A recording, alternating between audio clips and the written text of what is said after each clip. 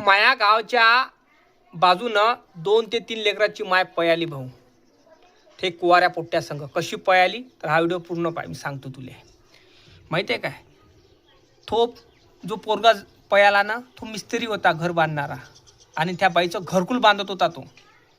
ते घरकुल त्यानं 2 वर्ष पुरवलं. मग काय हे बाई त्याला चहा देत जाय, याचंही लग्न नव्हतं झालं. त्या बाईले 2 लेकरं होते, तिचा नवरा दादा बिचारा काम आले. मग काय हे बाई चहा आणत जाय, घरीच राहत जाय ते, कारण लाडक्या बहिणीचे 1500 भेटत होते दिले त्या कारणानं. मग काय चहा पेत जाय, मस्त गोष्टी माष्टी होत जाय. एक दिवस काय झालं, दोघांचं प्रेम जुळलं भाऊ. जुळता जुळता त्यानं घर 2 वर्ष पुरवलं ते.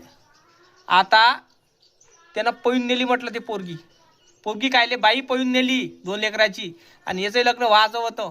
हाय पोरी धुंडत होता आणि याले काही पोरी भेटत नव्हत्या, कारण हा त्याच्या घरी शेती नव्हती, काही नव्हती, काही नाही. आणि पोरीच्या वाढल्या तर अपेक्षा त्याला असं वाटलं साजी 2 लेकराची माय आहे, जाऊ दे ना, लग्न तर होईन, साच्या मुंज्यात मरायला नाही पेटन.